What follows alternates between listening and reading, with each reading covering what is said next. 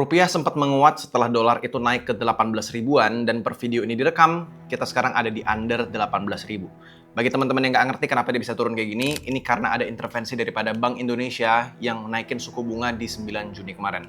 That's a good thing, dan gue lega karena gerakan BI ini itu bisa nekan dolar, tapi hopefully ya trennya terus begini dan bisa bikin rupiah lebih stabil. Gue nggak berharap dia tuh bisa jadi murah banget ya ke 15 ribu, 13 ribu, nggak. Itu menurut gue rada berat untuk dilakukan, tapi at least kita nggak terus naik-naik secepat kemarin. Kita naik itu lebih bisa diprediksi dan lebih stabil kenaikannya. Sebenarnya gue bikin video ini tuh, gue tahu nggak bakal rame, ya yang nonton mungkin cuma subscriber setia gue aja, tapi gue mau kasih perspektif eye-opening buat teman-teman yang mungkin ngerasa tertekan atau takut dengan kenaikan harga dolar ini. Gue pribadi sebenarnya ini bukan mau pamer atau kayak gimana ya, tapi gue mau cerita sedikit ya. Gue pribadi tuh tidak terlalu terdampak dengan kejelekan ekonomi yang terjadi di Indonesia belakangan ini.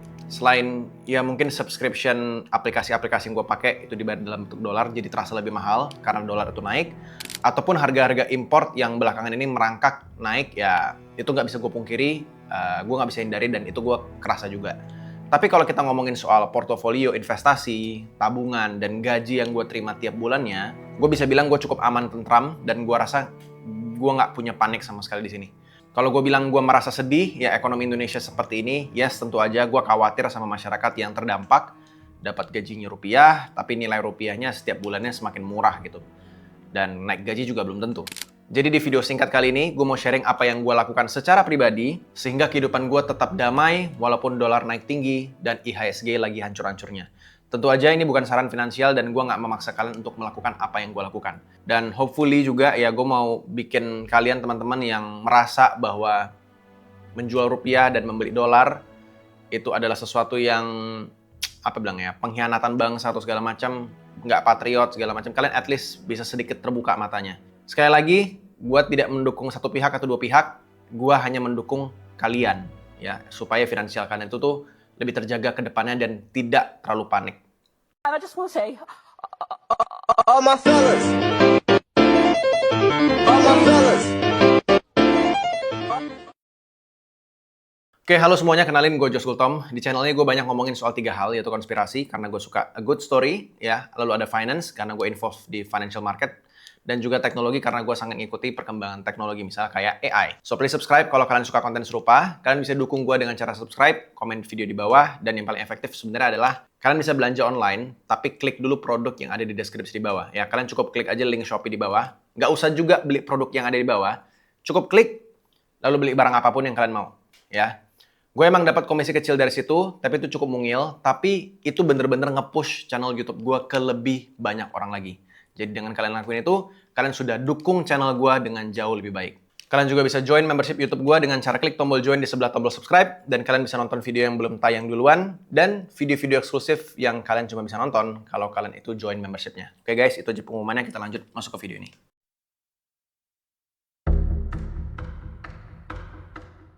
Home bias. Ya mungkin ini banyak yang udah tahu. Cuman gue ceritain ke kalian yang mungkin belum tahu. Banyak dari kita itu sebenarnya punya yang namanya home bias. Bisa gue bilang hampir semua orang lah. Alias sebuah pemikiran di mana kalian tuh ngerasa bahwa aset yang bagus itu adalah aset yang dekat dengan kita di rumah. Kita nggak usah ngomongin aset bahkan. Kita kalau ngomongin soal keluarga, soal teman, kita pasti ngerasa teman kita tuh lebih benar, kita pasti ngerasa keluarga kita lebih benar daripada orang-orang lain di sekitar kita. Itu namanya bias home, bias rumah atau home bias. Ya, kita ngerasa nih kalau kita ngomongin aset lagi ya, kita ngerasa bahwa aset Indonesia itu ya emang bagus karena kita udah lama dan besar di Indonesia. Kita udah cinta nih sama tanah air. Jadi kita ngerasa, oh ya investasi ya di Indonesia gitu.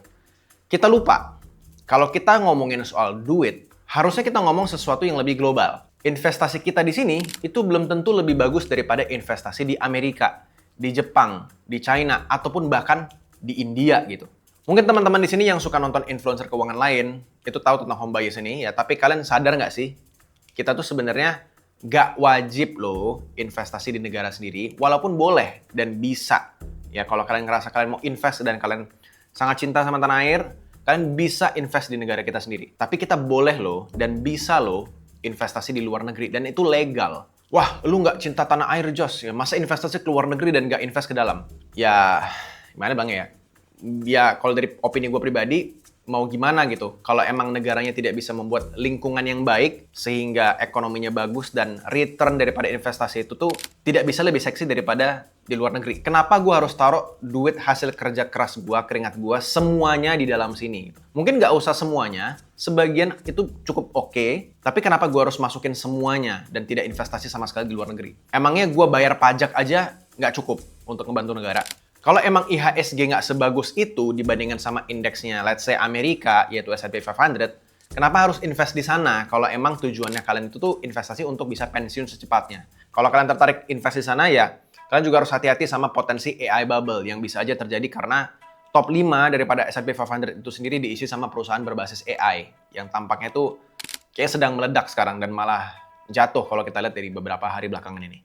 Gue pernah buat videonya di 2 video ini, ya kenapa AI bakal meledak, dan ini dari Robert Kiyosaki dan juga Warren Buffett juga ada sebenarnya semacam mention soal AI bubble, tapi dibungkus dengan narasi lain. Atau juga gue pernah mention di sini videonya, ya, yang lebih detail. Dan sebenarnya, kalaupun dia meledak, kita sebenarnya bisa tetap untung loh. Gimana caranya? Kita pakai teknik yang namanya shorting, dan ini bisa diakses sama orang Indonesia sekarang sejak adanya teknologi kripto. Ini teknologi cukup gila. Kalian bayangin, market meledak dan hancur, gue malah untung. Kalian lihat aja di deskripsi di bawah untuk penjelasannya kalau mau tahu lebih detail.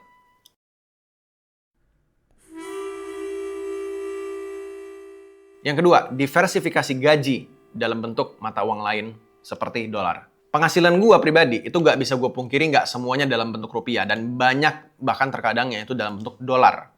Entah itu dalam bentuk endorsement, sponsorship, iklan, dan juga lain-lainnya. Ya, gue emang ada juga jual produk digital kayak misalnya Prom AI, model Web3 crypto, ya, ataupun Discord eksklusif yang ngomongin soal finance. Crypto juga ada di dalam. Dan emang dibayar dalam bentuk rupiah.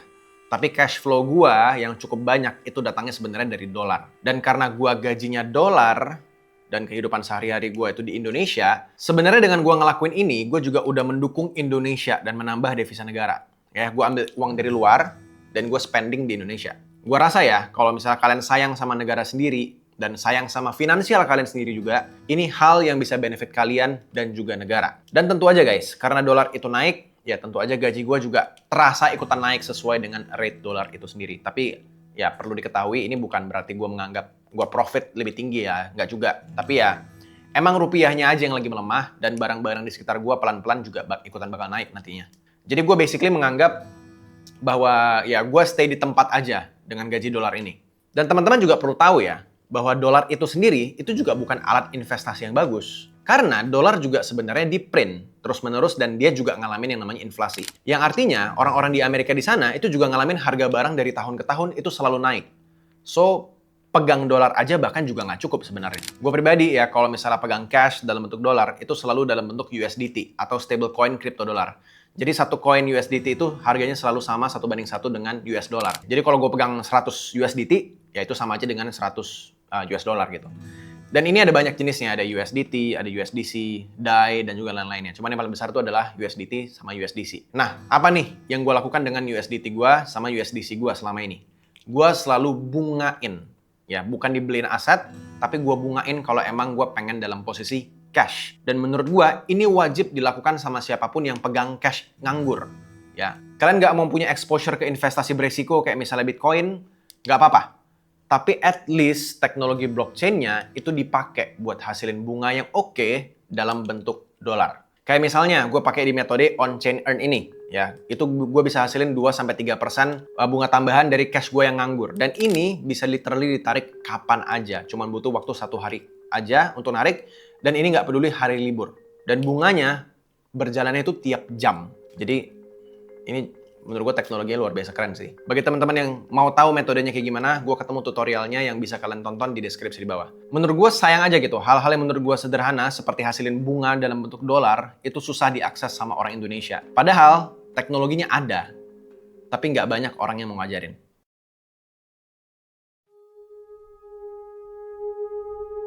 Oke, ini mungkin kedengarannya sedikit menyerang Indonesia, nggak patriotik, dan segala macamnya. Cuman, coba dengerin gue dulu.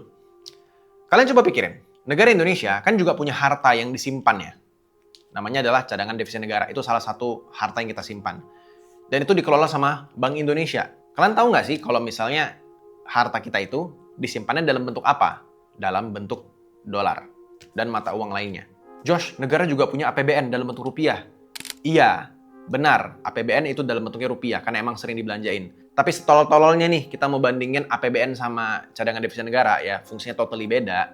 Cadangan devisa negara itu jauh lebih gede daripada APBN. Jauh banget.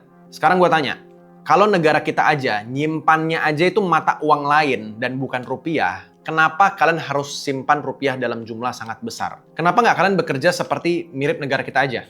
Simpanan dalam bentuk investasi berupa aset real kayak misalnya emas, dan punya cadangan dalam bentuk cash dolar yang hasilin bunga. Tapi uang yang bakal dibelanjain ya rupiah aja, nggak apa-apa. Karena kita nggak bisa belanja pakai emas ataupun dolar gitu kan. Tapi ya jangan banyak-banyak, secukupnya aja. Dan gue harus jujur ke kalian, ya, gue udah nggak pernah pegang rupiah dalam jumlah besar sama sekali sejak gue kenal USDT. Itu berarti sekitar tahun 2020. Dan itu 1 dolar dulu masih 14 ribuan. Dan gue tahu ini akan terus naik karena sepengetahuan gue pas kecil, ya, dulu pas gue kecil tuh dolar cuma 8 ribuan.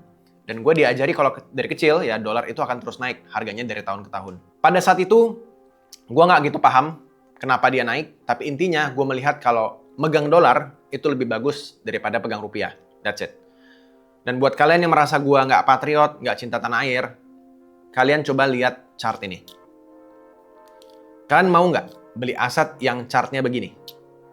Turun terus dari tahun ke tahun. Orang dengan akal sehat finansial, itu jawabannya pasti enggak. Tapi ini chart rupiah terhadap dolar. Jelas-jelas chartnya bilang asetnya tuh selalu makin hancur. Kalau kalian nabung aset ini, itu sama aja kalian dapat duit, terus kalian buang ke tong sampah. Dapat duit, buang tong sampah. Dapat duit, kalian buang tong sampah. Dan kalian bayangin aja, dolar sendiri itu juga inflasi dan nilainya selalu turun dari semua barang-barang yang ada di sekitarnya. Dan kalau kalian mau simpan dalam bentuk rupiah semua, ya mungkin boleh dipikir ulang. Gua rasa ya kalau kalian cinta sama tanah air dan kalian cinta sama finansial kalian sendiri alias kehidupan kalian sendiri, lebih make sense itu cari kerja dengan gaji dolar di luar negeri, ya kerja online, ya spend uang kalian di Indonesia, buka lapangan pekerjaan dengan bikin bisnis di sini, atau jualan produk tapi ekspor ke luar negeri. Dan ekspor ini tuh nggak harus produk fisik ya, produk digital itu juga bisa. Dengan gitu, kalian lebih muterin ekonomi di Indonesia, kalian beneran kasih impact ke masyarakat. Kalian bayangin, let's say kalian punya uang 20 miliar rupiah dalam bentuk dolar gitu ya. Dolar ekuivalennya. Terus kalian jual nih semua dolar kalian. Duar gitu. Itu juga nggak bakal bikin rupiah menguat guys. Itu malah kalian agak finansial keputusannya agak aneh sebenarnya. Menurut gua, itu lebih ke tugasnya pemerintah dan BI yang intervensi sehingga bisa membuat lingkungan daripada ekosistem di Indonesia itu jadi lebih seksi dan rupiahnya bisa menguat secara otomatis. Dan gue tertarik untuk jual dolar gue. Dan gue juga sangat yakin nggak ada orang kaya dengan akal sehatnya itu mau jual semua hartanya untuk dapetin rupiah dan disimpan jangka panjang. Nggak ada. Kalau kalian pikir, ya udah Josh, nggak usah beli dolar, kita beli emas aja. Kalau kalian ngerasa beli emas lebih patriot daripada beli dolar, ya berharap ya udah harga emas aja yang naik, dolar nggak usah. Berarti kalian nggak paham yang namanya arbitrase. Kalian coba tanyain AI kalian. Apa yang terjadi kalau semua orang Indonesia itu beramai-ramai beli emas sampai harga emas itu naik secara signifikan terhadap rupiah? Jawabannya apa? Dolar juga ikutan naik karena harga emas lokal naik. Udah kehabisan emas lokal, orang-orang yang jualan emas terpaksa impor emas yang lebih murah dari luar negeri. Dan bayarnya pakai apa? Dolar. Jadi kalau kalian ngerasa beli emas itu lebih patriot, nggak juga. Dan kalau gue boleh ngaku ya, sebenarnya juga rupiah gue yang gue simpan di dalam bank itu sangat jarang di atas satu angka tertentu. Yang angkanya itu adalah pengeluaran gue per bulan.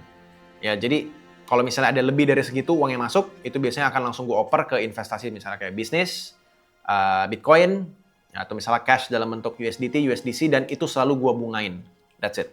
Yang gue sharing di sini mungkin kedengarannya sepele, tapi itu adalah beberapa cara yang bikin gue survive dari kenaikan dolar ini. Yes, gue tahu barang-barang di sekitar gue makin mahal, dan gue tetap harus bayar lebih mahal, tapi karena aset gue juga naik, kenaikan tersebut emang terasa berat ya dari angka doang, tapi secara kantong sebenarnya gue masih aman. Saran yang gue kasih mungkin kedengarannya kayak egois dan gak cinta tanah air, tapi that's how money works, teman-teman. Gak peduli lu tinggal di negara apa, dia gak peduli lu lagi susah atau enggak, dia gak peduli pemerintah lu lagi baik atau enggak, dia gak peduli lu mau hidup atau mati, dia juga gak peduli lu sekarat karena mata uang yang lu pegang lagi lemah.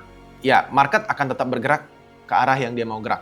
It is what it is. Gue harap kalian semua safe dan per video ini direkam, ya, beberapa waktu yang lalu Pertamax baru aja naik ke 16 ribuan, dan ini juga sebenarnya sinyal bahwa negara kita sedang tidak baik-baik aja. Ya, kita mungkin akan bahas ini next-nya, I don't know. Komen kalau kalian tertarik untuk dengar perspektif gue mengenai ini. Kita ketemu lagi di video selanjutnya, atau kalian juga bisa nonton video di kiri kanan ini. Thank you so much guys. See you guys in another episode. I hope you are safe. Bye-bye.